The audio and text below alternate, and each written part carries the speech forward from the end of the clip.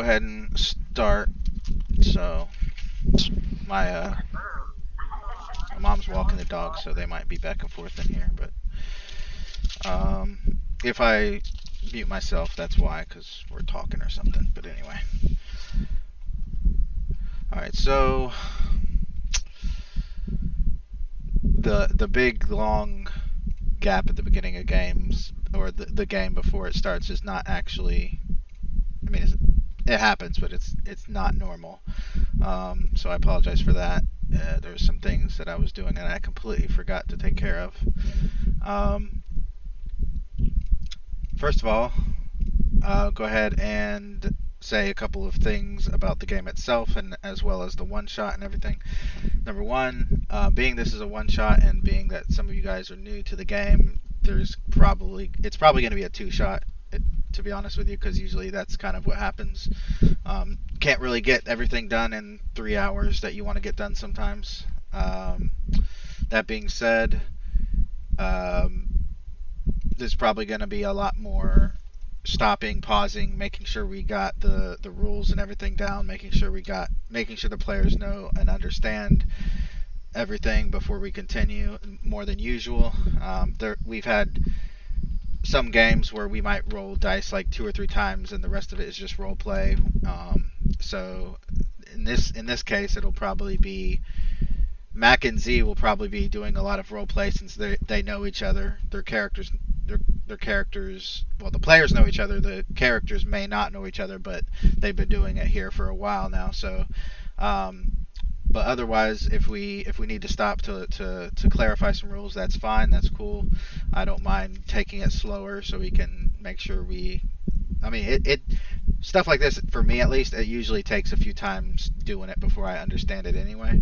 The other thing is this one shot is a continuation of an end of a game, season 4 of the Infamous Chronicles, which was ended at the beginning of this year, and it ended basically with several player characters being taken to different timelines, different universes, because of a subspace quantum fissure that opened up during a battle and just kind of sucked everyone in. That was our way of basically ending that universe and starting another. So technically there's 3 universes going to be in this episode, but the new players, you just got to worry about where you're at. You don't have to really worry about what the other characters are doing up until the point you actually meet them and rescue them and all that good stuff. Looks like we have 2 medical, Dr. Tall, and I've got to see what his character's name is, T'Prel, which will probably be useful in this case. We have an engineer, a security, and Mac's character is science/medical. So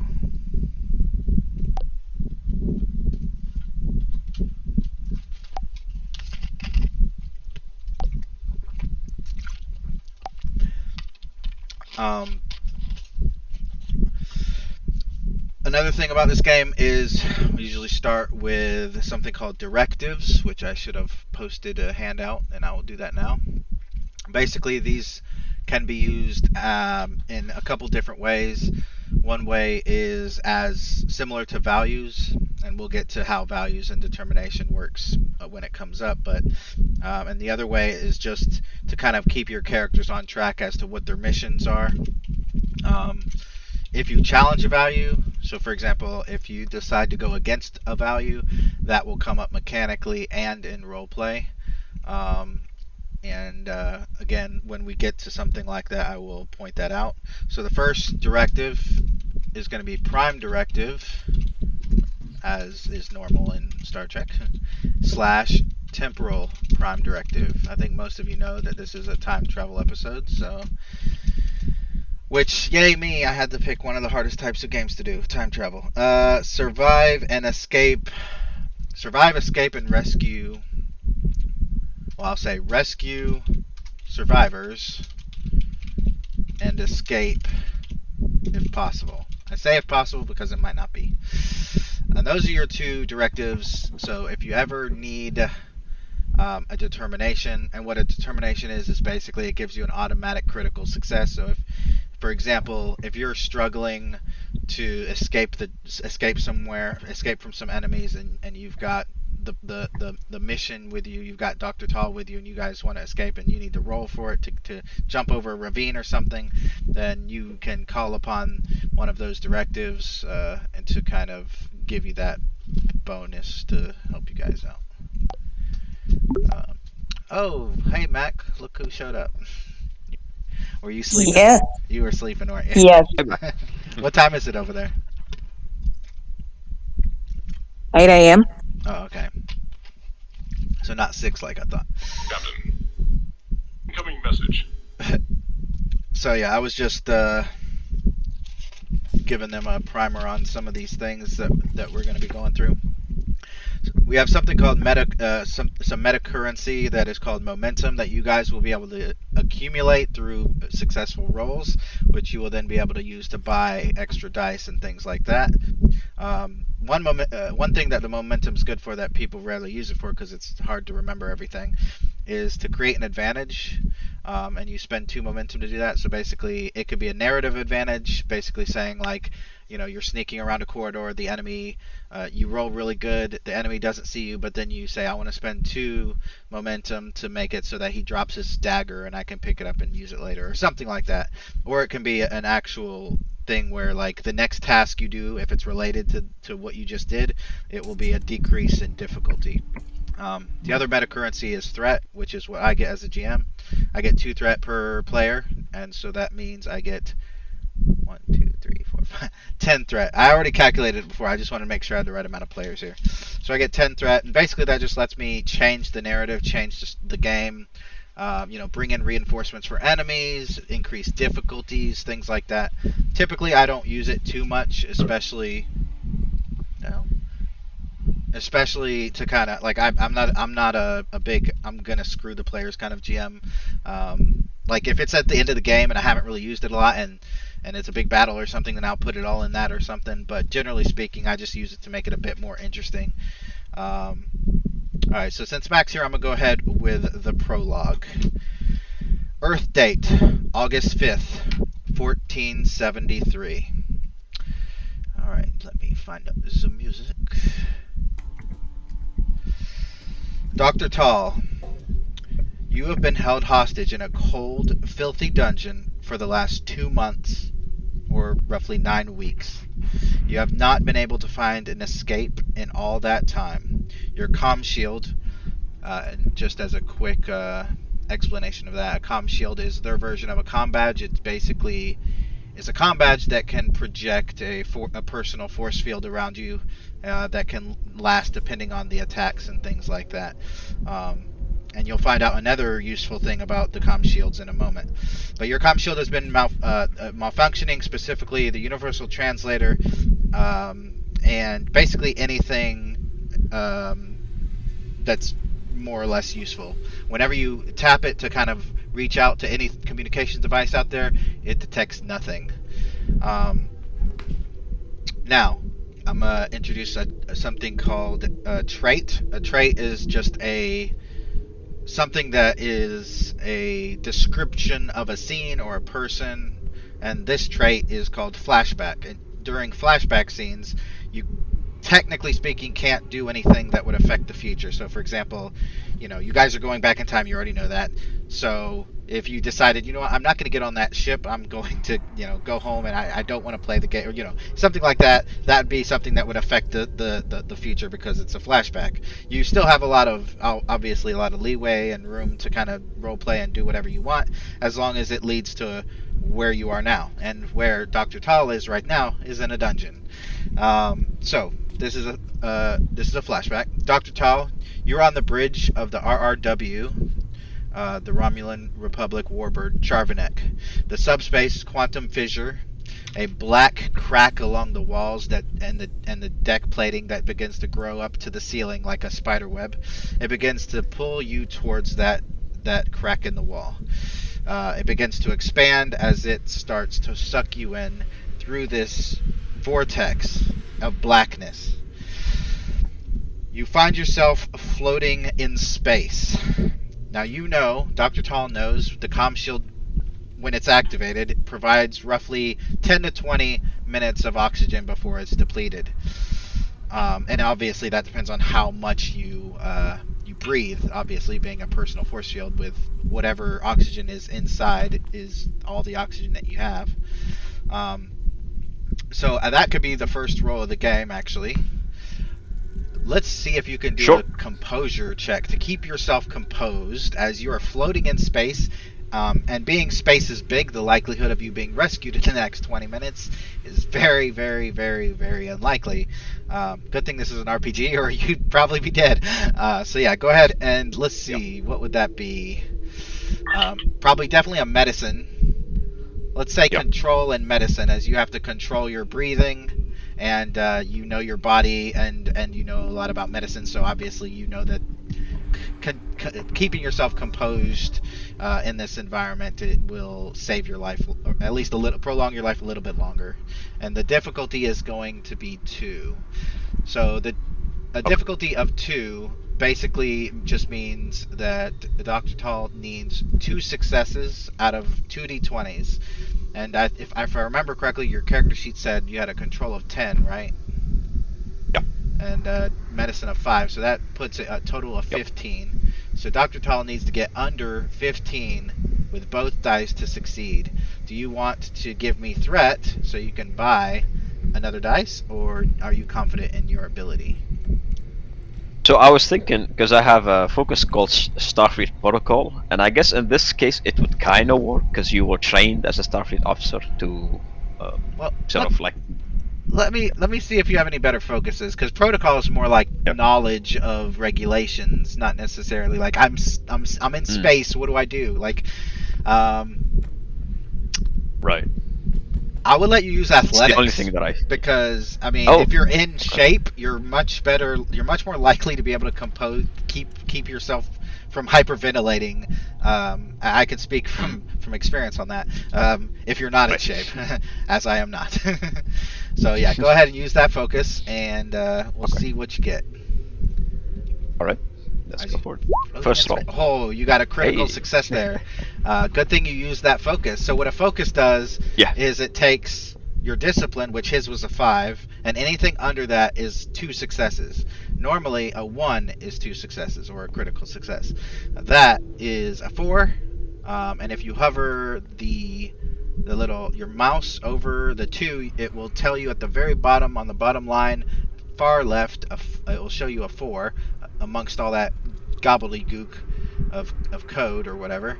And that's what he rolled, so he got 2 successes. So you are composed. You are not hyperventilating. You're not worried too much. I mean, you are worried because you're in space and you have 20 minutes max, but you are not going to hyperventilate and bring that time down to like 5 minutes. You also, as you are kind of floating there in space, you can see a distant star pulsing. And when I say a distant star, it's not actually too distant. You can tell that this star is relatively close. Obviously, not really for you. You can't run towards it or anything, but it is closer than, like, if you're on a ship, you could probably get to it in a few minutes. Speaking of which, a huge shadow falls upon Dr. Tall. Looking up, you see a massive spacecraft hovering above. Let me actually post what that looks like in the... There it is.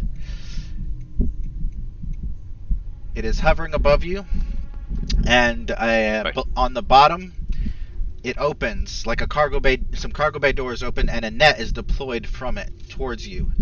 At this point, you've probably been in space a little over 5 minutes, and as luck would have it, or as the dice gods have decreed, something has saved you. Oh, that's another thing. So basically, for those of you who don't know, I know Z and Mac knows, but for those of you who don't know, whenever anyone goes through one of these time things, it's random. Like, it's random what year you end up in. It's random where in the galaxy or in the universe you end up in. And this is where he ended up in.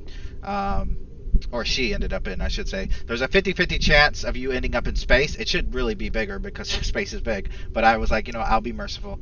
So there's a 50-50 chance of anyone ending up in space. There is a 50-50 chance of anyone ending up on a planet, a moon, a starship, a starbase, and stuff like that. So unfortunately, Dr. Tall was in space. And yeah, so it's slowly, as the net kind of wraps around you, it begins to slowly pull you up into the cargo hold of this vessel. Is there any... Do I get a... Yeah, go ahead. So, do I actually recognize what kind of ship it good is? Let me look at your character sheet. If you have any security or engineering, you might. You have a 1 in engineering. You have a 1 in security, so I don't think so. Do you have any, like... languages. I have an interest in languages. Yeah, and xenobiology. I don't know if that's probably not going to help now, but it will probably help at some point in the future. When I'm inside or something. Yeah. And remember, this is a flashback, so you ultimately end up in a dungeon anyway. Yeah. So yeah. All right. Act 1. Stardate 68587.3, August 2391. The USS Spectrum, a Nova-class science starship, has been tasked with investigating a spatial anomaly that has appeared around Neptune in the Terran solar system. I will go ahead and move you guys to the bridge of the USS Spectrum. And I gotta move some of these pictures off and move some other pictures on, so give me 1 sec. There we go.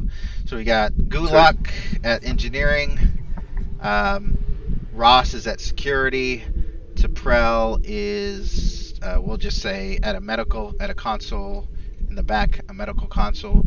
Actually, let me see where medical is. Oh, they don't have medical.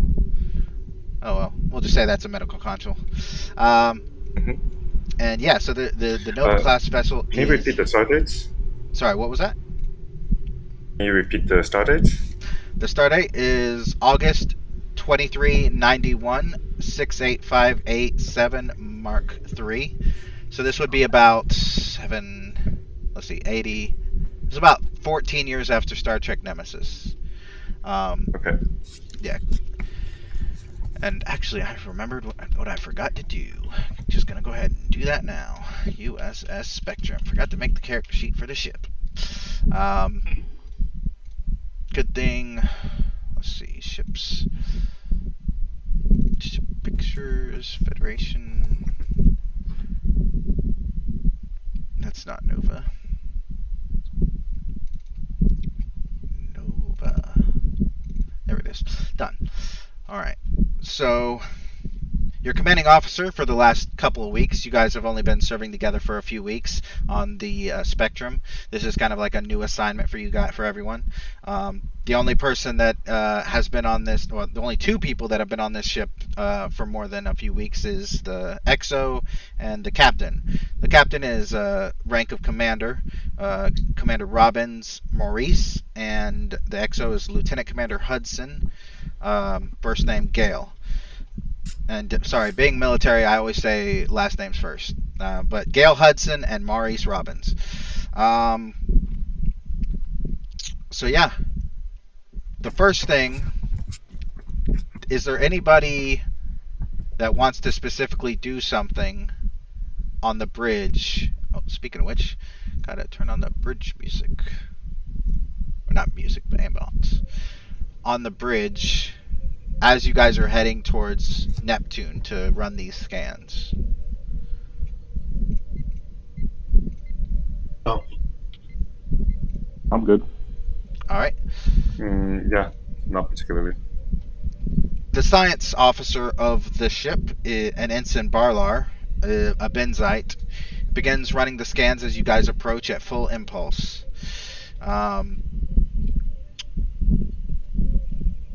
He looks up and says, "I'm detecting an anomaly. It is in orbit of Neptune." And he begins typing at his console, and right as the captain is about to glance over his shoulder and give orders. By the way, let me ask you this, Gula. By the way, how do you pronounce the Tellarite's name? Is it Guluk or Gulluk? Guluk. Gulick.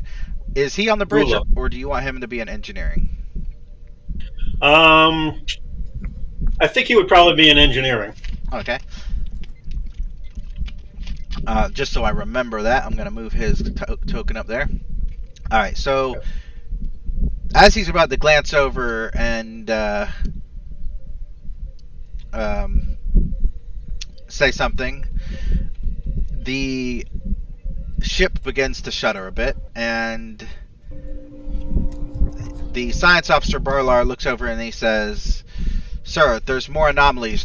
It's strange. They seem to be growing all around the ship." And I'm going to do that. Commander, I suggest we go to yellow alert. Ray shields. He nods. Put up the shields, Mr. Ross. That's not going to require a roll. That's relatively simple for a security officer or a security chief.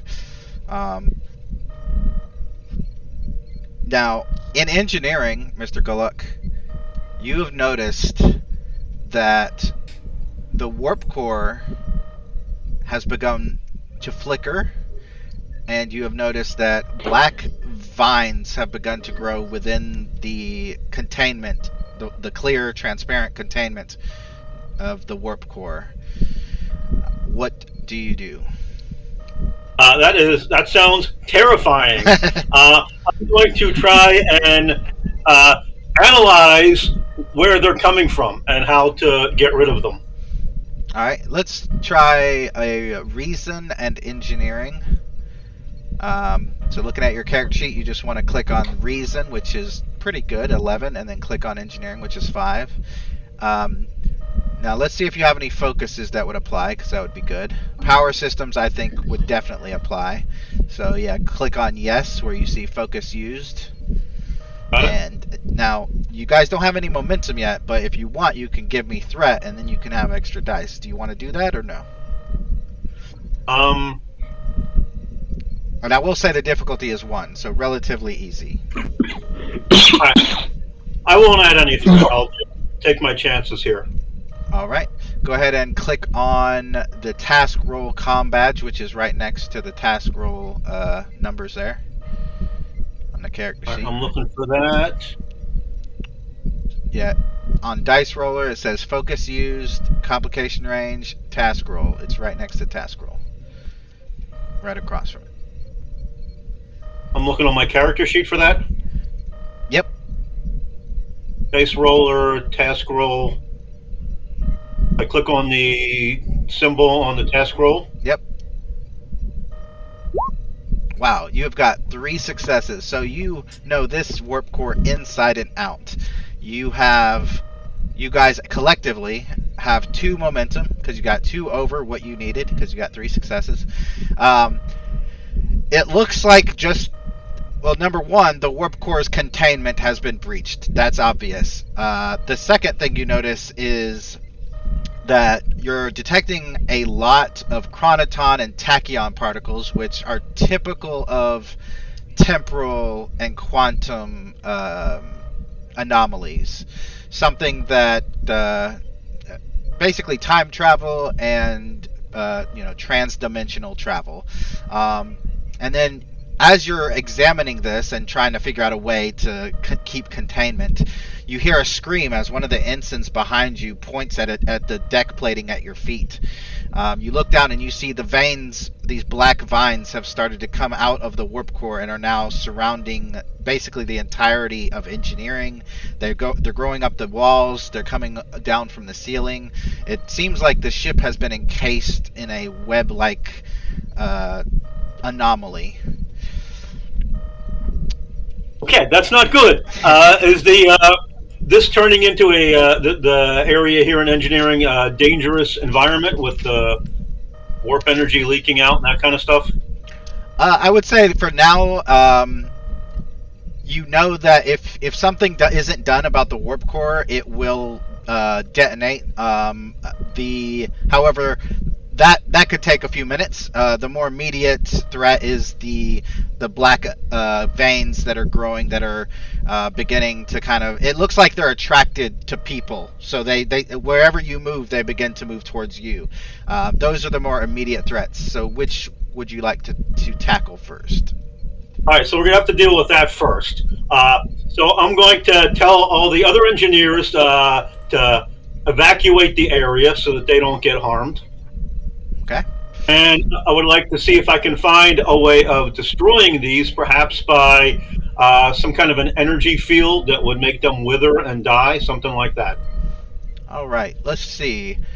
Let's try, because you're in a pretty high tense situation, let's do a daring and engineering.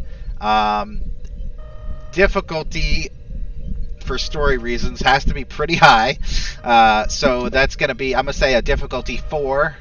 And I'm going to increase the complication range to 3, but that does reduce my threat. So on your character sheet where it says complication range, just go ahead and click on 3. And that basically means, so a normal complication would occur if you rolled a 20. That means that now it will occur if you roll an 18, 19, or a 20. And the task roll is still 2 unless you do have 2 momentum. So if you like to spend momentum for extra dice, you may, or you can give me threat for dice. But the difficulty is 4. So you need 4 successes. Will my power systems focus help me here? Yeah, I would say so. Okay. I guess maybe I'll spend a momentum. All right. Is there a way to do that on my sheet? If you're buying a dice, you just click on 3, and now you have 3 dice. And the other way, if you would like to spend a determination, if you think it's important enough to spend a determination, because you only get 1 per game, is if you have a value or a directive that you would like to kind of tap. So let's see. If you take care of your tools will take care of you. Probably not. Fortune favors the bold. You're doing something daring, so that might work. People matter more than machines. So either of those 2 last ones would definitely work in this case. If this is an if, you would like to use your only determination for the game. And it will I will wait and use that later. Fair enough.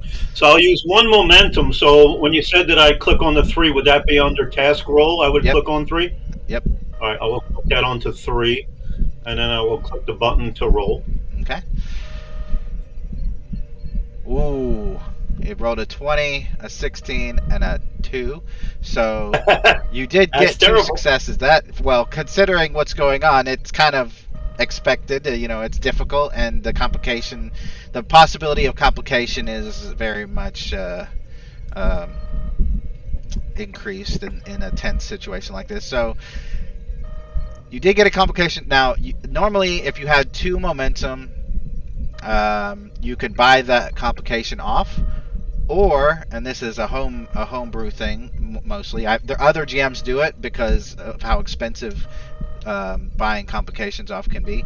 But if you want to spend 1 momentum, the 1 momentum that you have, then you can re-roll that at an increased complication range. So you would go from 3 to 5, and then you'd re-roll it. Now, the bad thing about doing that is you've already failed. So even the only way you could possibly succeed is if when you rolled that 1 dice, you got 2. You got 2 successes. Yeah, I don't think I want to do that. That sounds like reinforcing failure. Okay. I just want to make sure you have all the information before you do something. I appreciate it. So, yeah. The good thing about keeping the complication for narrative's sake is, like, I'm not going to have it so that it kills everybody. I've just added a little bit of intrigue or a little more risk or something of that nature.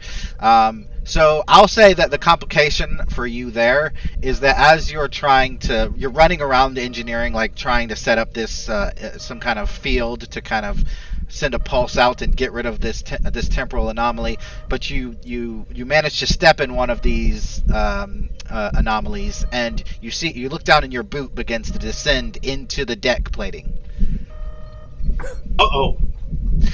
We're gonna jump to the bridge as you're having issues with footwear. The bridge isn't faring too much better, to be honest. Basically, the consoles and the deck and the bulkheads also have begun to have that viney look to them. Not as bad as engineering, but it's still there. And I'm gonna need some random person. It can be anybody. Just let me know who it is, because I don't want everyone to roll at once. To roll a 1, 2, 3, 4, 5, 6, a d6 for me. And in my head, I know which character this is going to be. So depending on what it lands on. So someone roll a d6 and tell me what the number is, and that's the person 5.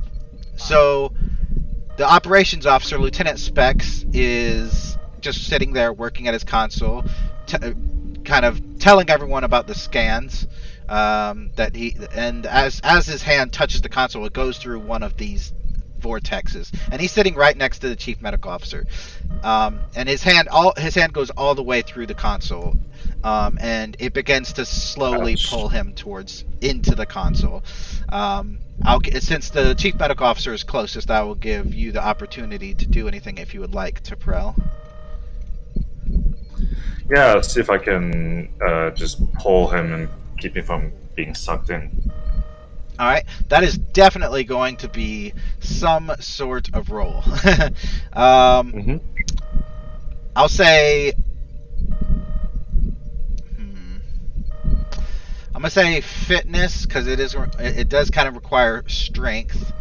And if you can give me a reason for it, like a medical reason, then I'll say medicine. Otherwise, it will be security. Well, I know where the center of his body mass is, or where to pull, not to break their bone. Wait, who is this again? This is the operations officer sitting beside you. He is NPC, Lieutenant Specs, Vulcan Denobulin. Vulcan Denobulin. Lieutenant Specs. Yep, S-P-E-X. Okay. SPX. Okay. Yeah. With that, so does that reason cut it? Sorry, what was that? Knowing their anatomy and where to pull. Okay. Because I've probably done some kind of a EMT training or something like that. How to carry a person, for example. All right. And do you have any focuses that might apply? Murder mystery stories. Emergency medicine, actually. Yeah, I would allow emergency medicine. Yeah. Like, this is an emergency, absolutely. Okay. All right. And do you want? So the difficulty is going to be 2. Do you want to spend any momentum, or do you guys have any momentum, or did you? What is up? I think you have one. One momentum. That's fine. All right. I'll just go without. Yeah. Okay. Here we go. One hit. Yep, and the difficulty was 2, so you needed 2. And you didn't get a complication, so you're not going with him just yet. But he does begin to be pulled in against your will and your personal strength. He is pulled probably a third of the way into the bulkhead. The XO gets up, kind of screaming to everyone to stay away from the bulkhead, stay away from the black veins. And unfortunately, the doorways to the turbolift have become covered in this black substance as well. So getting off the bridge is pretty much not going to happen at this stage. Could someone roll another d6 for me? And I'm going to need Ross and T'Prel to make a control and security check to basically avoid any of these vines that are coming towards you. And if you fail, Ross, because that's a 1, that's going to be you going into the black goo. Would survival focus apply? Yeah, I think so. Oh, so you basically jump rope over one of these these vines that's growing under your legs. And I'm gonna say, what I said difficulty was 2? 2. 2. Okay, yeah. So you got 2 momentum. The ship still is still shaking, and little by little, the bulkheads are all turning black. The floor it's like trying to play lava. If you've ever tried to run on like the furniture to not touch the ground, that's basically what this has become. This game has just become a game of lava. Don't touch the ground, or whatever you called it back when you were kids. And eventually, the captain begins to be sucked down into his seat. And I'll ask Ross, because you are closer. Do you try to grab him, or are you? Absolutely. Okay, I've kind of Absolutely. figured. Floor is lava. Yeah, that's. So yeah, that is definitely going to be a fitness and security. Difficulty is, I think I said 2 last time. Hmm. I'm going to spend momentum to get a 3rd die. Okay. Nice. Now the bad news is you got a complication. The good news is, so it goes down to 1. Back So to 2. puts you We can back buy up that to- off. Yeah. So do you want to risk a reroll, or do you want to just spend the 2 and get rid of it? Let's spend the 1 to do a reroll. All right. So the complication was, I believe I didn't increase it at that stage, so it should Right. go to 3, from 1 to 3. And so you got 5 successes, so you are back up to your, what's that, 2 2 momentum? Yep. All right, so you kind of yank him out of the chair. He falls to the ground, looking back, seeing his chair has basically just become a black vortex of nothing. At this stage, Specs is pretty much almost all the way through. Is T'Pral going to keep holding on to him, or is she going to let him go? Was if I'm not able to pull him back out, I would eventually, Okay. lose my grip. You will notice, as a scientist, you would notice that regardless of how much you pull on him or don't pull on him, Mhm. the speed of him going into the anomaly, it remains constant. Oh, interesting. So he's gone. Mhm. And give me 1 second. Hey, have y'all had a bath yet? We hardly knew you, Is Specs. there any way I can go last today? Thanks. Let mom know, 'cause she's, Red shirts, right?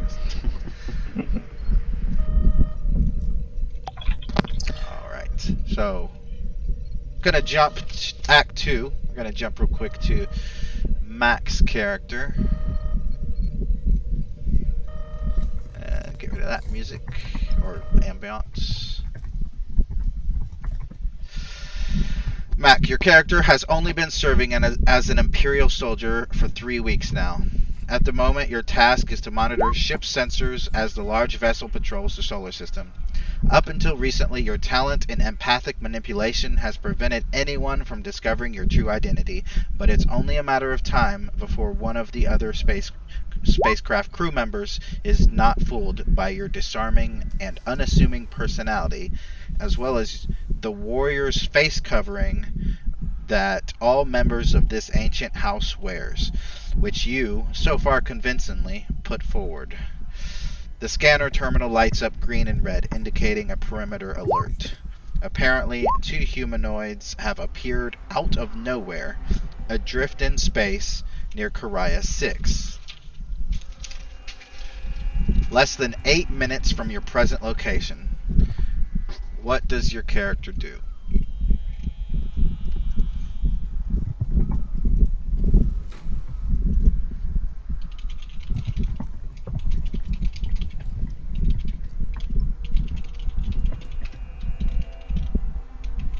You there? Or am I muted? No, I'm not.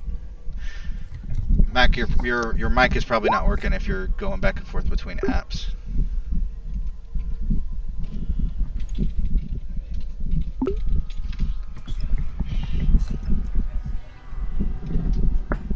Hello? Yep.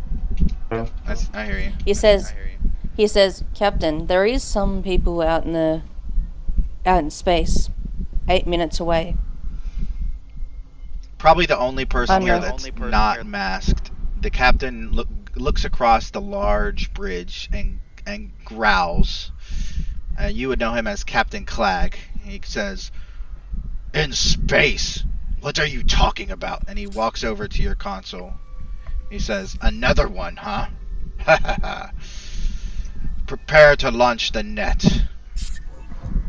It looks like this will be a good hunting season." Yes, Captain. Roll this. I need you to roll me a probably a not a persuasion, but you definitely need to convince him that you're who you say you are. So, presence and let me look at your character sheet. It's probably gonna be, because it's a species thing. I'm gonna say medicine, which your medicine is 5. So this should be, relatively easy for you. Presence and medicine, and it's actually going to be opposed. So, being who he is, he's not exactly the most. Tell me how many successes you got when you roll it. He got 2. Okay. He got 3. So he looks at you as you tell him this, and he narrows his eyes at you, and he says, "It's strange. The other day, on deck 13, the species identifier sensors went offline while you're walking down that corridor. I want you to see our medical officer when you are finished here." Yes, sir. And he kind of gives you a suspicious look and then moves across over to his station. Back in the dungeon. Oh no. Like I said before, you have been here for 9 weeks. Your only sustenance has been alien rodents and filthy water that's been dripping down from above, and maybe some plants or fungus that's growing along the walls. To say you're malnourished is an understatement. Like I said, it's been 9 weeks, but what has become the kind of day-to-day life of Dr. Tall in the 9 weeks she has been in this dungeon? Right. Well, given the fact that she has not gone through the initiate program yet, I'd assume that she would basically go through her mind and her basically the past hosts and their experiences, and try and sort of figure out if they know a way that could possibly help her get out of this predicament, or maybe just console her while she's all the way alone and somewhere unknown. So basically, more or less meditation in a sense, but with her own hosts. Does your joined talent give you that extra focus? Is that what that is? You mean which one? So you have a So talent. join join means once per scene, I think it is, or once per mission, whatever. You can call upon a previous symbiont and basically gain a focus. Right. That's the one. Yeah. So if you want to do that, you could do that. Just tell me which focus. Survival probably sounds like a good one for this case, but if you have another idea, feel free. Yeah, no, let's go for survival this time. All right. So you had managed. I mean, you know how Eagle Scouts or whatever you want to call it. They use the sticks when you're camping to make a fire. You managed to find enough dry material to make a fire, cook the meat of the rodent. You're still malnourished because after 9 weeks, there's not that many rodents left down here, and any kind of opening in the wall that would allow bugs and rodents in is definitely not big enough for you to widen in 9 weeks. If you're looking at the map, there are 2 stairways. This one at the bottom is the entrance from which you entered. The one at the top literally goes nowhere. In fact, it descends for a bit and then it ends in a wall. So just in case you had any ideas of trying to open a door or anything like that. After all this time, you had not seen a single, like, since you had been captured on the ship and deposited here, nobody has really come to see you. However, and you can put your token, by the way, wherever you want it to be before I tell you what happens. That's fine. That's fine? Okay. Yep. That's fine. So you hear the door open for the first time in 9 weeks, and metal boots begin to clang down the steps into the dungeon. And you hear the voice that you heard, or a voice, a kind of angry and gruff voice that basically is speaking a whole other language that sounds actually really familiar, but you can't really, unless you want to roll with that languages focus that you have, you can't really put your finger on it. So that's going to be an insight and science, difficulty 3. Right. Okay. I have a focus, so might as well try it. And this is just to understand what language it is, not really what he's saying. Because unless you've literally, taken that language, which I'm pretty sure you haven't, then you wouldn't really know every single thing he's saying. But you would at least know the language, the species, etc. Okay. Well, let's give it a shot, shall we? Oh, a 3. Okay. Oh, you got exactly what you needed. This is an ancient form of Klingon. And you can hear the telltale voice or telltale kind of dialect of an ancient Klingon warrior, as you could tell that he's angry and he is shouting into the dungeons, which, it echoes. I don't speak Klingon, so I'm not going to try, but essentially, how does Dr. Tall feel? Yes, this is a Klingon who's looking for her, but also it's the first individual that has been down here in 9 weeks. How is she feeling at the moment? So she definitely needs some company, I'd say. So in this case, she'd be feeling anxious to meet someone, whoever that might be, and she'll obviously sort of try and stay back for a bit and avoid any sort of misunderstanding or interactions or whatever. But she will basically look whoever that person is in the eye all the time, just to try and protect herself, in a sense, if that person does anything. Okay, so she's going to actively look for this person. Is that what you're saying? Yep. Okay. Well, that's good, because he's getting frustrated and did not want to look for her any longer. We'll say that she gets to probably about here. I will grab a character, put him here, and when he sees you, he beckons for you to come forth, but you can't understand what he's saying. He's just speaking in his proto-Klingon language, gruff and angry and vaguely Russian. But and he basically just gestures for you to quickly follow him. Do you do that? Right. I will, but I will keep my distance. Okay. So very carefully. He gets to the top of the stairs, and he stops and turns and looks at you. You get the feeling, well, not only does he not trust you, which should be obvious, but he isn't very happy about how far back you are, and without needing to make a roll, this is probably because wherever he's taking you is gonna require you to be close to him. In other words, he's probably is nervous that you're gonna try to run away, so he's waiting for you to get closer. Right.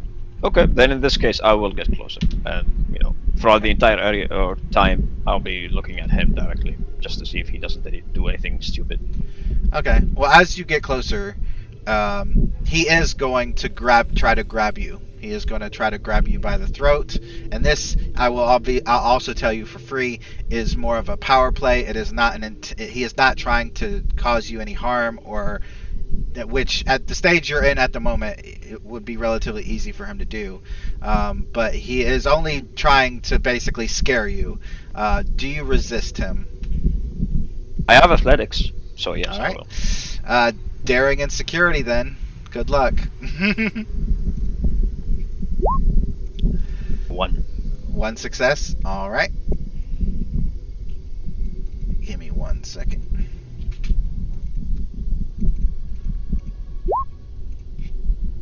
All right. So basically, he grabs you, and he's not going to cause you any damage because he's not trying to do that. He kind of just shoves your back up against the wall, and he speaks in his guttural, a Proto-Klingon language, and let me glance at your character sheet because I actually don't know how much your character knows about Klingon culture. Just from glancing at it, I don't think she does at all. Yeah, alright. But I will say you get the feeling that, again, he wants to ensure that you do not escape. And he kicks open the door and just pulls you outside, and you find yourself in a huge jungle surrounded by trees. And we'll actually move you over here. And at the moment, you don't see anything but trees. You don't hear anything but the wind. Is there anything that you do at this stage?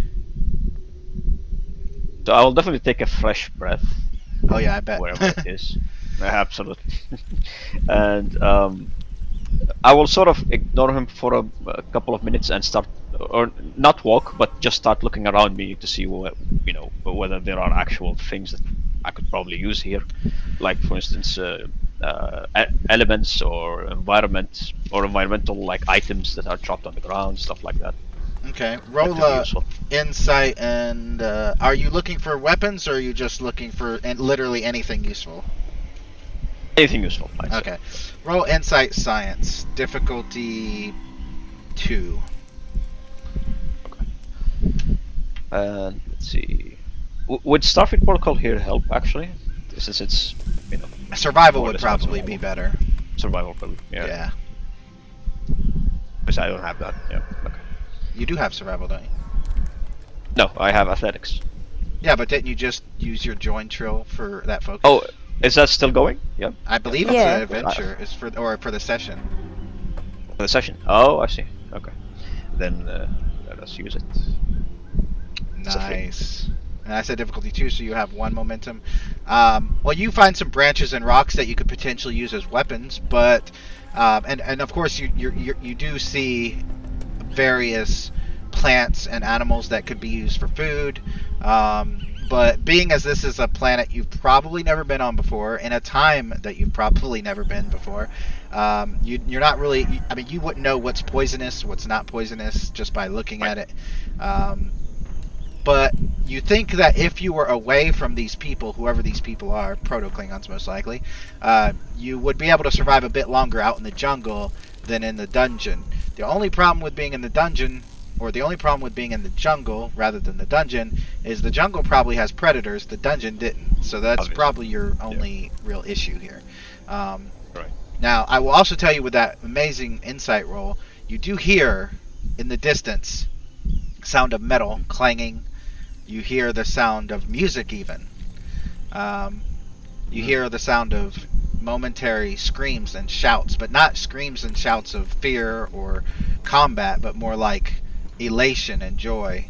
I would the first word that comes to your character's mind would be a festival or a carnival or something. Right. So we're gonna jump back to the bridge. I need everyone to make a control and security difficulty 3 roll, or actually difficulty 4, because now like most of the bridge is covered in the anomaly. And you are seeing the pilot disappear into his console. And if I'm going to take 2 dice. Alright. Because I have survival, which will help us. Cool. Oh, wow. So I got 3, 4, 5, 6, and the difficulty of 4, so that's 2 momentum back.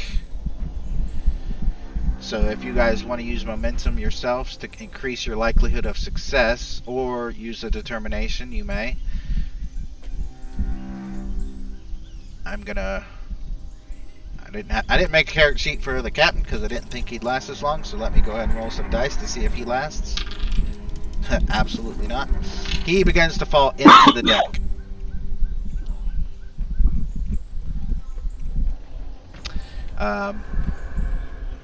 Does T'Pral and Galuk? And I'm gonna say, Galuk, you can roll as well, because even though you're in engineering, the same situation is happening to you there.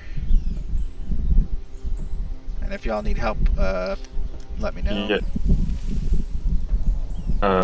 I'll follow suit. Okay. And just to let everyone know about how. I have to roll for that.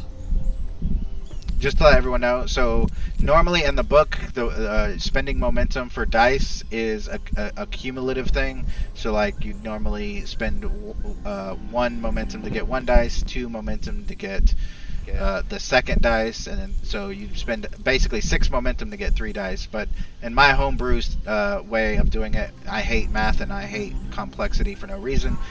It's just 1 for 1. So if you have 2 momentum, you can spend 2 momentum for 2 dice, and it's fine. Or 3 momentum, it's fine. So we're at 3. Yeah. We had 3. I spent 2 and got 2 back. Yeah. You can also give threat if you need more dice. I'll spend 1. Okay. Control security, right? Yes. Ooh. Got a complication there. T'Pral, your foot goes into the deck probably up to your ankle, and as you try to grab the console to push yourself back up, you notice that does is strain your muscles. That doesn't really do anything to your foot. It continues at the same pace into the deck plating. And Galuk, are you rolling? I haven't heard from Galuk in a while. So I'm doing a control and security roll. Is that correct? Yes. You're basically trying to dance around the deck as it's trying to be quicksand. Yeah, so I've already got my foot caught. So does that harm me in some way? My roll? So at this point, then, you just need to try to remove yourself from it, then. So for you, it would be actually fitness and security. The same difficulty of 4. So that would be under complication range. I would click 4. No. So that's difficulty is the number of successes you need. So so for a task roll, you start with 2 dice, 2d20, and you can go up or down. You can go up from there. So we have 2 momentum. So if you wanted to spend 2 momentum, you could increase that to 4 dice, and you'd be rolling 4d20, and that would be a better likelihood of you succeeding if you want.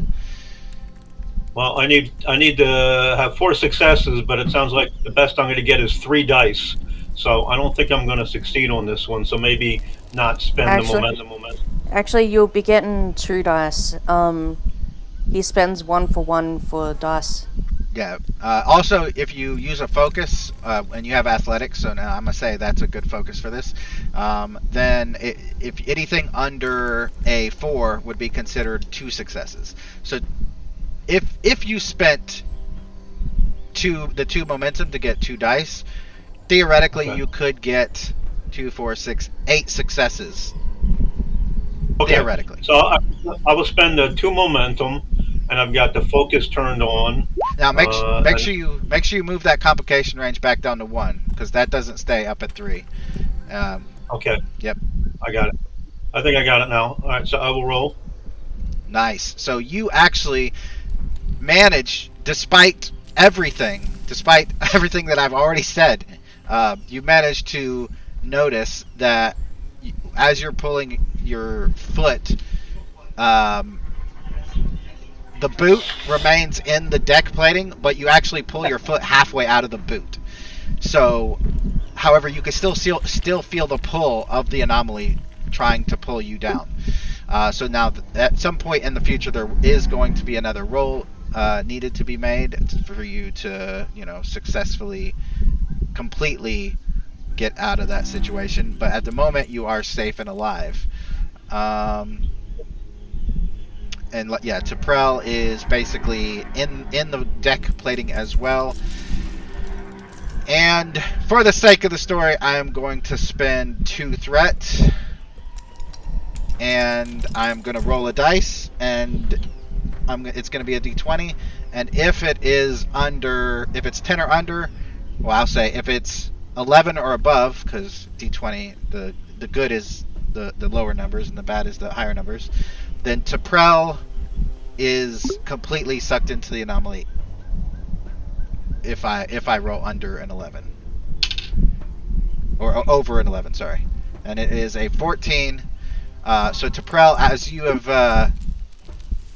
as your foot is caught, let's see, Eric, Eek, Gilded, kind of killing my system. What do you mean your system? Like your computer? Are you That's what I there? assume. Are you there, T'Prel?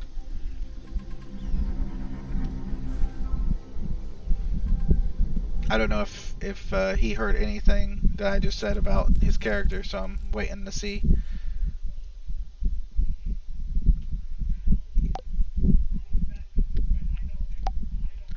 All right. Who else are we? Do we have everyone here? I feel like we're missing someone, but maybe not. We're missing T'Prel. Oh, Yeah. yeah, okay.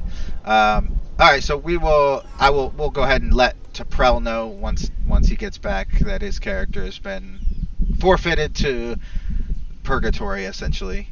Ross and Gulak are still, for the moment, free.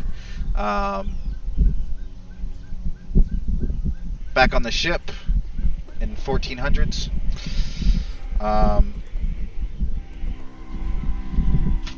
Let's see.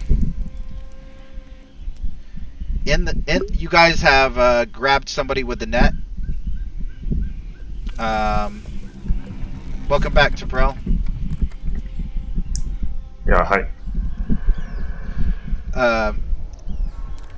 So since you were away, I'll go ahead and let you know what happened. I spent 2 threat and rolled a dice to basically have your character sucked through the anomaly. I realized as I was looking at 3-player characters still on the ship that if I don't, basically you guys won't go anywhere. So Okay. I did have to spend the threat, which seriously put me back. But your character, as well as who was the other character? Let me go back to the bridge and look.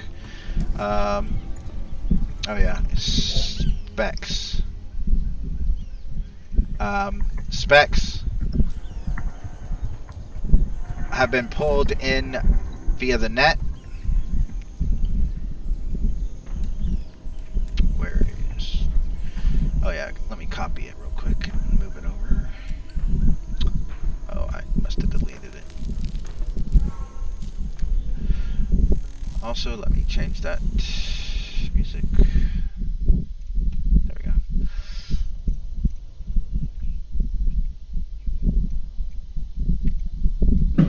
Alright, so you guys are aboard in some kind of cargo bay, wrapped in a net, as 2 guards in armor that you have probably never seen before, as far as like the armor and what they're wearing and their species, at least as far as you know. They're wearing full head helmets with masks. And Mac, is your character with them? Yes. Okay. So your character's with them. One of the guards says to the 2 of you,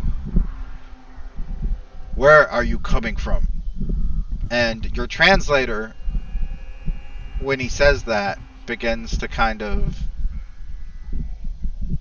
like, it starts out sounding alien and somewhat familiar, and then it switches over to English. So, but you get the gist of it. He's basically asking you both, where have you come from? The other guard says, "Why do you people keep coming here?"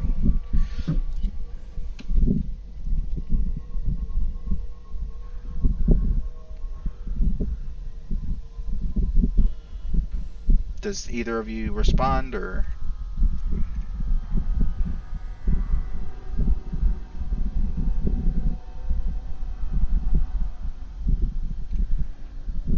What is Mac?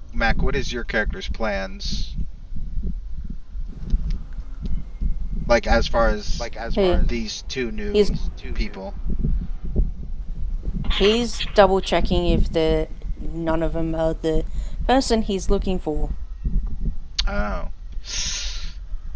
So, as I told you before, when you scanned the planet before, when you first got here, when you scanned it from the ship, you were not able to detect anything other than these proto-Klingons. In a very, I'm trying to remember what the word was that I used. But basically, their technology level was not the best. As far as these two, you don't have any hand scanners on the ship.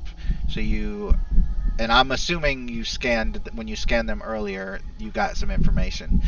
Unfortunately, the ship did not really, having not encountered these species before, the ship did not really understand what they were. Like it basically told you they're humanoids of some kind, but I don't know what to tell you because we've never encountered them before. So yeah, that's basically they're Starfleet clearly by their uniform. Yeah, he clearly knows they're Starfleet, so he ain't gonna say anything about it. Because Starfleet's not a thing right now. And I'll also tell you that you notice by their uniforms they're not from your time and your universe as well. He's like, damn it. He's like, in his head, he's going, damn it. More people? Captain Glag comes over the intercom and says, if they're not useful, kill them, shoot them out into space. If they are useful, we will take them back to Karaya 4. Captain Glag out. He looks at the two guys. Useful. We need to find out more. One of the guards turns to your character and says, they're only useful for sustenance. We should take them to the carnival to prepare them for sacrifice.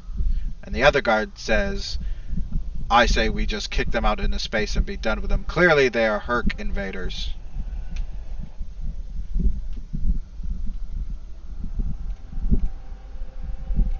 I think it would be cooler to see them as sacrifice at the carnival. The guard who disagreed kind of just gruffly and then turns and walks away. Specs looks over to Prell. Are you okay?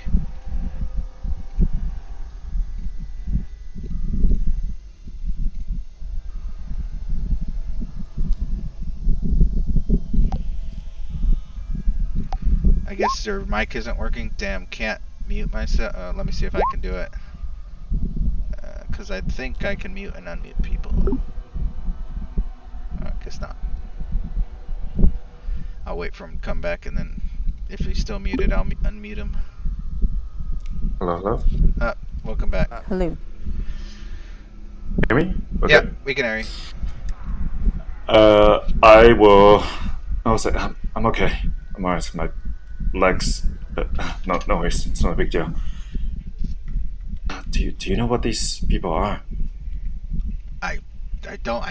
Our universal translator is working, so I can understand what they're saying, but they haven't told us anything.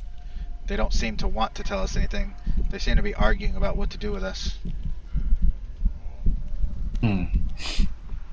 Well, did my translator work? Yeah, you heard what they said. Yeah. Okay. I think we must have jumped to some kind of strange portal. We need to find the others. Basically, he goes to the guard. He goes, we might as well put them in holding cells. The guard looks at you and nods, and then goes and grabs Lieutenant Specs by the shoulder. Get up! You're coming with me. He gets to Pell. Does T'Pral resist? Okay. Nope. Okay. So you guys head towards a holding facility of sorts, and Mac, do you want them in separate cells or together in the same cell? He's gonna try and put him in the same cell. Okay. Well, he's gonna throw the Specs into a random cell and then just walk away, not really caring if you put her. He's gonna throw T'Pel in the same cell. Okay. And he's gonna, before he throws him in, he's gonna go, "Be thankful I just saved your ass." And he says it in English.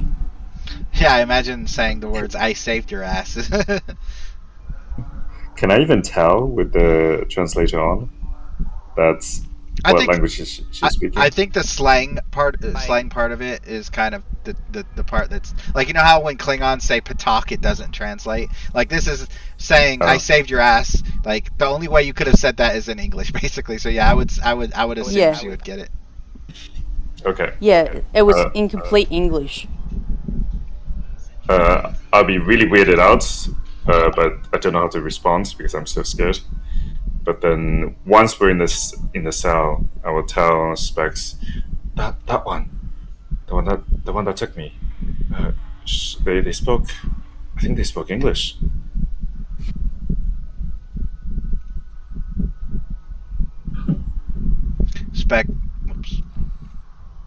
Specs looks over to you. It did. Did Mac? Did your character leave, or is it still? He's still standing at the cell. He's still standing at the cell. Oh. That's why I was like, yeah, talking to me. Yeah, wouldn't be gossiping about them if they were right in front of us. But, we should find out what they want. Yeah. Oh, what do you want? Besides eating us. He looks around to see if there's any guards around. By the way, if Mac, if you want to, you can just move. You know how you move your token from your character sheet onto the screen? If you do that, your token will be your actual face. Your character's actual face. He hasn't. I haven't put it on there yet. I did. So. I did. Unless you took it off. No, it's there.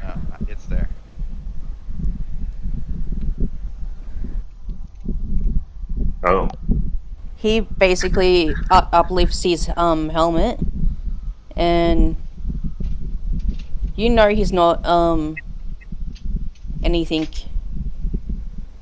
He says, "You're on a ancient Klingon ship." Ancient? Wait, are you from the future? Yes. But you aren't part of my time. What is your time? What is this time? You're in the 1400s. 14 start date 1400s? Basically 73. What year? 73. 1473. 1473. He says you're in 1473. 14. Which calendar? This is before Stardate. Starfleet. Way before. I'm going off human years. You're in 1473. The medieval period. I should have paid attention in class. I'm not really familiar with Earth calendar.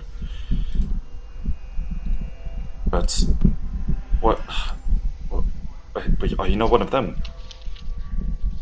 No. What are you doing here then? You were not initially my target to rescue. Rescue? Yes, but you both can prove very useful right now, because if I remember correctly, the person I'm looking for may be needing a doctor. Who are you looking for? A fellow Starfleet person. Like you. Oh, you know about the Starfleet? Yes, this one should return back to her time as well. She was removed from a battle.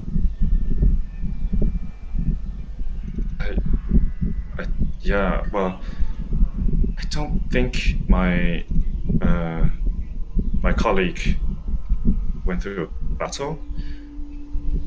Who is this person? She's a fellow doctor. Do you have a name? Have a name? Tal. If you find her, try and get her escape out, okay? I'm working. If you know any engineers, I may need help with the engines to get us back into all our times. How can we get out of these cells? Well, that's the difficult part, is that I can't move you until I get Dr. Tal. And the only reason why I saved you is because I know you can be very useful. He keeps looking around just to be... The captain's already suspicious of me. I need to keep my cover, okay? Maybe you can get us disguises. They already know who you are. Right, but you know, if you wear the things that you wear, I don't think they can see anything, can they? They got scanners on majority of the decks. That's the problem. Fortunate. Well then, I guess we can't do anything here then. Yeah. I'll be able to... Yeah. I'll try and look for any... Do you have any other crew with you? Yes, I believe so, but I don't know where they are. Okay. Is any of them engineer, security? Yes. Lieutenant or Lieutenant Commander or something Golok is an excellent engineer. I believe he's... Well, I don't know really, but I suppose he probably ended up here as well. I'll keep scanning the surrounding areas. Yeah, I'll keep scanning, okay? Okay. Tell them Vulcans aren't tasty. They don't know what you are, so yeah. Okay. Alright. He puts his helmet back on. So as he puts his helmet back on, we're going to do another quick flashback. Jack Snow and Anubis, I'm going to move you guys to the screen, are mercilessly slaughtering huge Kelvin monstrosities and humanoids alike, until Jack discovers that the neutrino emissions and Verteron particles radiating from the dimensional vortex they entered this universe through is causing the artificial singularity bomb on the moon-sized Kelvin scout ship to destabilize and breach subspace, forming a web of quantum fissures that have begun pulling people and ships into them, depositing them in random points in time or in parallel realities altogether. One of these quantum fissures begins to stretch out from the quantum singularity at the center of the Kelvin ship towards you as you're flying around the ship, basically one punch killing these Kelvin Cthulhu-sized monsters, essentially. You would notice, Jack, that if you look out a bulkhead window, you will see ships being disintegrated by these quantum fissures, people floating in space being dragged into these quantum fissures, and whole ships being dragged in. Anubis, with his canine visage, materializes next to you and growls, "Jack, I did not foresee these consequences. We perhaps have made things worse." I'll go through time and find out where they are. You know better than that. You could cause a paradox, or worse, erase the timeline altogether. I know, if I can track down as many people as we threw in, we may be able to save as many people as we can. You are very noble, but there are too many of them. Hundreds of people have already been taken. I don't think there's anything we can do. But if you must, I will go back to our time and let them know of what has happened here. Good. I'll do it myself, so it's not... no one else should suffer. He puts a claw on your shoulder and says, "It has been nice knowing you. If I ever see you again, I will be so lucky." And then he kind of dematerializes from view as he teleports out. Do you go through one of these vortices? Yes. Alright. Yes. You step through one of these black rifts in the bulkhead and you find yourself in a closet. It looks like a broom closet. You could tell it's on a starship. You can feel the hum of the engines under your feet. And you can see in this closet, it looks like this is a closet where people just throw random supplies that they don't need. It also looks like a place where someone may have just thrown things that they looted, we'll say that. You can also see spots of blood on the floor. Some of it is purplish pink.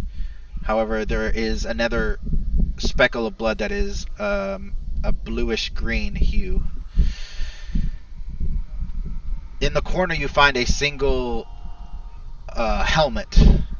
Rusty and very... whoops, wrong one.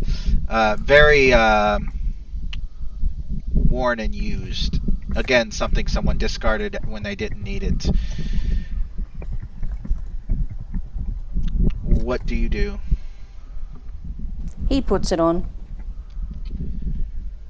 You will notice as you're putting this on and as you're kind of ready to suit up into the armor that you're able to scavenge around in this closet, your normal abilities do not work. You're still empathic and you still have a couple other abilities, but your powers as a extra dimensional creature that basically travels through time and space at will does no longer work in this universe. And if you want to get back home, you will have to find a way back home just like everybody else. Yep. Back on Karaya 4,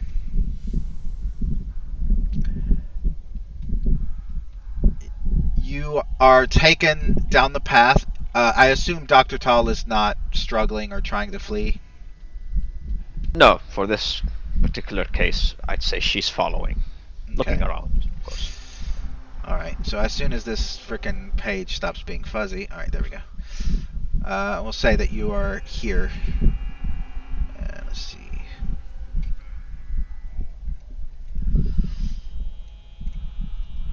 As you get closer, you can hear the... Let me just change something. There we go. You're able to hear the telltale signs of some sort of town or village or gathering ahead. One by one, you're able to see individuals dressed very similarly to the guard, moving to and fro, doing various things. You see a few tents set up. At the center of the collection of tents and individuals, you'll see what looks suspiciously like a guillotine, and a slab of rock with a lot of purple and pink blood, but also there's hints of green and greenish blue in there as well. He is going to continue to escort you towards the village unless you try to escape or fight. As you guys approach, go ahead. Yep. So, is it? Can I do, for instance, some sort of a feint movement, as if I've just fallen Sure. and I have a headache or something like that, or I'm feeling very I sick? love presence rolls. Yes, presence and medicine, because you did mention headache, so you're pretending to be sick. So yeah, presence and medicine. Now it is going to be opposed by them. So, and what that means for new players is whoever rolls basically higher wins essentially. There are other modifiers and everything, but for simplicity's sake, that's basically what it means. Their insight is really low, so you probably don't have to worry too much. Yeah, they got a 1. They had the lowest of both stats. Nice. So you just Let's need see more what than... Ooh. Oh, okay. Here comes the bad ones. Here comes the punishment for trying to fake them out. So, Right. as you guys approach, actually, this is a good place for this. 2 more guards begin to move towards you from the village, from this moat-like watery structure there. And you fall trying to, oh, my head, typical, fainting. And the guy with the axe turns around and just smacks you over the head with the axe. So you can resist it if you want, although combat is literally what they're built for, so it probably won't do you much good. So let's see what he gets. mean, Well, he definitely hit. But if you happen to roll and get more, what would I need to roll? Like, for instance, to avoid his attack, let's say. daring and security. Dodge. Yeah. I'll go ahead and roll the damage. Well, no. Yeah, it is unarmed strike, so either way it would be the same. Alright, so... Oh, yeah, you definitely... Yeah, no. So basically, when he hit you with the haft of the axe, right across the temple, causing you to bleed. 1, 2, 3, 4, 5. So 5 stress is an injury, and in your state, you're already... Basically, that's going to probably knock you unconscious or into a similar state of helplessness, essentially. And basically, what injuries are, once you get 5 stress, you take an injury, and that means basically your major actions, you can no longer do major actions. Personally, I think that's a bit much, but that's what the rules are. And in this case, it definitely makes sense, because number 1, she's outnumbered, number 2, she's malnourished. So her being able to fight back, it just doesn't make any sense. So now, once your character is healed, you'll be able to, go and, get rid of some of that stress. If you want, let me see how much more, are you at 0 momentum? Yeah. I think so, yeah. Yeah. So I was gonna say you can spend 2 momentum to avoid an injury, but you're out of that. So you will take the injury. Let's see, where am I at off the right? Okay. All right. So let me put this volume up a tad. There we go. All right. So yeah, they basically drag you at this point. All 3 of them just kind of drag you across the bridge is all the way down here. So we'll just say that they drag you across the bridge down here, and take you to this kind of festival at the center of town, and they're just going to basically put you on the slab. And let's see, just checking some notes real quick. You actually, I'll say you've heard this word before, both before you were knocked unconscious and as you're kind of laying there dazed on the slab. You hear the word Krios. Like they're shouting it over and over again. Krios, Krios, Krios. But they also say it in language, in their Proto-Klingon language. And you will know whether this means anything to your character or not, but your character would know that there is a planet in the Klingon Empire called Krios. You will also know that your character, being a Trill, looks almost identical to Kriosians. So as far as you can tell, just based on common sense, they think you're Kriosian, and they're going to kill you. Whether or not they're going to kill you for that reason, that may be a different story, but you at least know those two facts. Okay. Now, And I assume there's no way to communicate with them.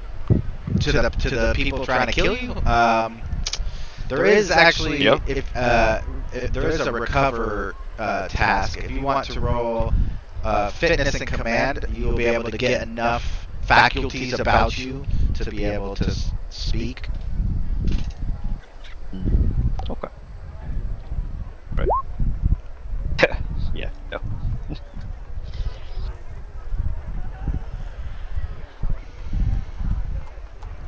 All right. So you got a complication, so that's not good. So I'll say not only are you basically lying there on the slab nearly unconscious, or perhaps all the way unconscious at this point, it doesn't matter. But I'm just for the sake of, because it's funny, someone throws like a rotten egg or an alien equivalent of that and hits you. And I'm going to roll a damage dice to see if it's a hard-boiled egg or not. It's an effect, so you can definitely feel it. Take one stress. It's a rotten hard-boiled egg. I don't know. It's possible in this universe. By the way, what is your stress at? Probably not great. 6. Okay, yeah, so you got 4 left. We're going to jump to the bridge again. Let's see, get rid of that music. I know there's a way to make it so when you go to that page, it basically will. You have to do it in the settings of the page. Yeah, I never remembered to deal with that stuff. But anyway, basically the entire bridge is basically encompassed in this black goo. You can attempt to grab the captain and pull him out, but at this point, doing so will almost definitely cause you to fall in, Mr. Ross. And even if you didn't, then you would, in the next few seconds, fall in anyway. Same with Gulak. Basically, engineering is, I would say, probably 90% covered in this anomaly. She is gone. So it is now just you and the captain. So Ross, Ross, I would say the captain is probably 2/3 the way into the deck at this point. Are you trying to help him still as security chief? I must try to secure the captain. If you roll well enough, I mean, anything's possible. Difficulty 5, fitness and command. Complication range is 3. Wouldn't it be a security, not a command? Sorry, I was looking at the last command roll, so yeah, security. I'm going to use a determination. Ooh, nice. Starfleet is my family. Captain is obviously my family. Alright. So you automatically have 2 successes. I will... Survival focus will still come into play. Yep. And I will give you 2 threat. Alright. Because I have bold security, which... Whoa! 2. Not a single complication. 7. We got 1, 2, 3, 4, 5, 7 successes. Nice. So you definitely begin pulling him out of the deck plating, and he's like, you could see fear in his eyes, like he's a seasoned captain, but I mean he doesn't know what's happening. He could be dead. He could be, he doesn't know what's happening. So he's glad that he's being pulled out, and as you begin pulling him out, you actually see the parts of the deck and the bulkheads that were quote unquote covered in this stuff before now begins itself to fall into the anomaly. So the metal begins crumbling into the anomaly, kind of folding in on itself, so to speak. Gulak, you have managed to pull your foot out of your boot, so now you're an engineer Tellarite walking around in the engineering room with no boot on, but probably 85 to 90% of the room is covered. I mean, most of your staff have been taken. What do you do? Do I understand that the warp core is going into a dangerous condition and the ship might blow up? Yeah, I mean, in game it's been a while, or out of game it's been a while, but in game it's only been about 5 minutes. So yeah, basically the warp core is losing containment and stability, and if it is not something is not done about it, whether it's eject the core or stabilize it manually, it will destroy the ship, and the anomaly won't even matter because everyone will be dead. All right, so that's my first priority rather than my own safety. So Okay. I would like to attempt to either put it into a safe condition, or if that's not possible, to eject it in order to secure the ship.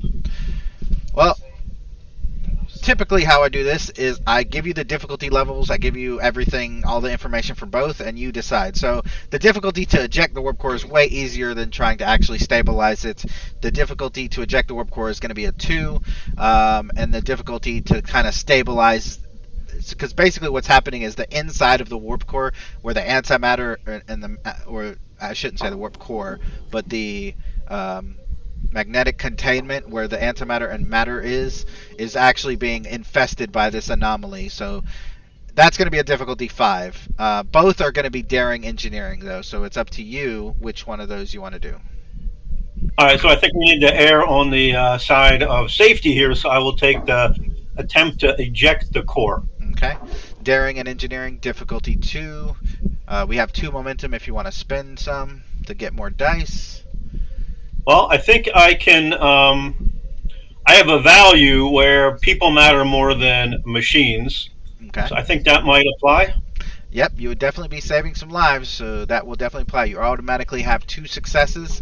So basically, you rolling is just going to get you some momentum because you basically already succeeded. Okay, I also have focused power system, which I think might apply. That does, yep. All right, so we'll switch that on. So task roll is 2, if I think I'm correct. All right, Yep. so I don't think I need to use our momentum for this. Nope. But you got 2 momentum, so you're up to 4. You successfully have ejected the warp core. As the force field comes up to protect everybody from the warp core descending out into space, and you see basically as the warp core is basically ejected, the black anomalies that begin to spread. Hey Rob, could you mute yourself real quick? Sorry. You're good. The black anomalies that begun to basically spread. Essentially, you saved the ship, but the anomalies are going to take the people, if that makes any sense. So at this point, engineering is pretty much lost cause. If you want to try to escape engineering, you can, or you can. I will say that the people that did remain, the 1 or 2 people in engineering that were not taken, have already left. They helped you with the engine ejecting the warp core, and then they bolted. So do you follow suit, or are you going to remain in engineering? Well, with the warp core gone, I don't think there's much I can do here in engineering, so I'm going to try to leave. All right. So I'm going to need a fitness and security, and I'm giving this option to you, since you are running and you're going to try to evade these anomalies, you can use con if your con is better than your security. I'll go with security. Okay, so fitness and con. Actually, I'll say daring and con, or daring and security, sorry, because you are trying to avoid things, and I know your control is probably higher than your fitness. So control and security. I keep saying the wrong Okay, things. control Yeah. and security. Okay. This is a complication range 2. Actually, make it a 3. I'm gonna get rid of some threat to do that. And All right, I have a focused athletics, which I think might help me here. Yep, definitely. And the difficulty will be 3. So you need 3 successes. You have 4 momentum. Do you want to use any of that momentum to get more dice? Let me throw 1 momentum in. All right. All right, I think that's it. Nice. So that gives you 2 momentum. So you're up to 5 momentum. You bolt out just behind your 2 ensigns as you dash down the corridor, and you finally are able to see the other parts of the ship that are basically being encompassed. If you had to guess, you'd say 90% of the ship is covered. Like there's little rows of metal deck plating that you can run on. As most of the ship is covered by this blackened anomaly, and you even can see that as an entire bulkhead has been covered, the metal around the bulkhead begins being sucked into the anomaly itself, which is interesting for me to try to imagine. And where are you? Where is Galuk running exactly? I'm going to say to the ensigns, let's see if we can get to a shuttlecraft and get to safety. That's a good idea. I like that idea so much. I won't make you roll. If you spend a momentum, I will say that you and those 2 ensigns make it to a shuttlecraft. Okay, we'll do that. All right. So you get to a shuttlecraft. By this, just visually looking at the USS Spectrum, it looks like the ship is lost anyway. So I'm going to, because you're all engineers, I am definitely going to need a control and con roll. Difficulty is going to be 2. Complication range is going to be 3. And yes, your character does have to roll because the other two engineers don't have a con and also don't have character sheets. But the good news is the shuttle and the ships do assist with rolls, specifically like piloting and scanning. So I will roll for the shuttle. That's a 9, so that is 1 success. So I think I said difficulty 2. So you just need 1 more success with your control and con roll. And you have 4 momentum, so if you want to spend... Oh, you got it. So yeah, you managed to get out of there just in time. Let's see here. You take the ship out in the blackness of space, getting away. As you look back, you see the ship begin to just fold in on itself, similar to how you saw the interior fold in on itself, almost like how a black hole. Or like how a star becomes a black hole, it just gets sucked into itself, basically. Let's jump back to the bridge. Unfortunately, at this stage, unless you're running to an escape pod, there's nothing much you can do, Ross. I was going to suggest to the captain we abandon ship. All right. Captain is going to look at you and put his hand on your shoulder, and he says... You know the rules. Captain goes down with the ship. But you get to an escape pod or a shuttle and see if you can find any others along the way. Yep. Alright, and he's going to sit in the exo seat and wait for his fate. Now, you can try to persuade him or physically take him, however you want to do that. But at this point, he is kind of... He seems pretty resolute. Yeah. And knowing the long lineage of ship captains going down with their ship, there's nothing I must be able to say or do other than try to preserve my own life. So okay. I'll just give him a parting farewell and head for a escape pod. Before you leave the bridge, though, he does say, "Thank you for saving me." By the way, I know that I may be going down with the ship now, but I'd much rather do it on my own terms than because of some anomaly. And he'll just cut him off and say, "Understood, Captain." And right. So you're going to need a control or fitness and security as you're making your way to the nearest. You're going to find escape pods quicker than you're going to find the shuttlecraft, because the shuttlecrafts are at the back of the ship and you're at the front of the ship. So. Control security, what's the difficulty, complication? At this stage, the difficulty is 5, complication range is 5. Pretty much 99% of the ship is taken. Well, I'll burn those 4 momentum. Okay. Even though this should be pretty good. 2, 3, 4, 5. Yep. You just make it to an escape pod and you eject, and you two are in space with, and I'm just moving your tokens here so I remember who's there. So Ross and Gluck, you have made it off of the Nova as you watch it vanish into itself. With a combined total of 4 individuals saved out of 100. Which, again, not your fault. You know, it was going to happen. However, as you guys both parties are looking out their windows and on their scanners, they still see these black vines and black tendrils in space around them, reaching for them. So for example, if you look at these stars, the Big Dipper or Little Dipper, whatever this is, you can actually see as these vines pass, or these veins pass the stars and blacken them for a moment before they pass them. So basically, neither the shuttle nor the escape pod has warp capability, so you have prolonged what may be the inevitable, but again, we don't know for sure. Yep, I'm coming to the end of the first part here to Prel. So that is... I mean, feel free to carry on. Well, actually, I do have to go soon anyway, so... Okay. Perfect. We'll say, is everyone... let's see, what's today? Friday? Is everyone good for next Friday to finish this up? We are... I'll have tentatively. Yeah. I'll have to check. I'll confirm. Okay. Yeah. Z, definitely... Dr. Tall / Z, definitely let me know as soon as you know anything, because being... this one shot was designed around your character. It kind of can't go anywhere without your character. So, just let me know. If not, be good.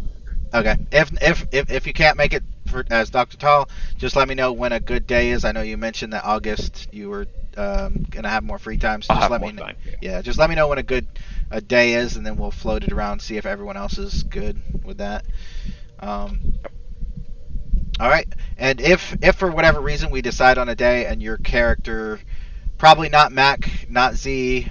Mac is always available. Z's character, Dr. Tall, like I said, it was made around them, so not them, but Rob, Taprel, and Gluck, your characters. If for whatever reason you guys can't make it and you're fine with your character, sitting out that part, then we'll figure out how we can work your character in either. And I hate NPCing player characters with a passion, but in the case of Taprel, that might have to happen if you can't make it. Totally fine. Okay. Yeah, do whatever works for you. All right. But I definitely want to see everyone back if possible. And okay. And I also want to say this because this comes up surprisingly a lot in Star Trek games over the last 4 years. If I know that I'm not, as far as like the, I don't do accents. I have all these other things. So if you just don't feel like coming back and you don't feel like playing in my kinds of games, that's completely fine too. It's not going to hurt my feelings. As you can see, I have plenty of players. Just let me know. If we have also had players that just disappear and don't say anything, well, that doesn't really help anyone. That doesn't help me improve. That doesn't help me know what the problem is. So if for whatever reason you're like, this isn't for me, just let me know and we can go from there. Or if there's something that I can change. I know, especially in like the flashback, it seems a bit railroady, but that's all pure like narrative cinematic stuff. And me and Mac and Z, we have already talked about this kind of stuff, and they're fine with it. But yeah, anyway, that is it for today. Does anyone have any questions, comments, concerns? I know Taprel had issues with Gilded. Issues, yeah. Yeah. I'll see if I can sort it out. I do have to run though, so good game. I'll confirm my attendance as soon as I can. All right, thank you. So catch you all. Bye. All right. Anyone else have any questions, comments, complaints, concerns? Nothing so far. No. Okay.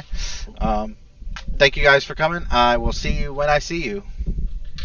See you later. All right. Bye. See ya. Guys.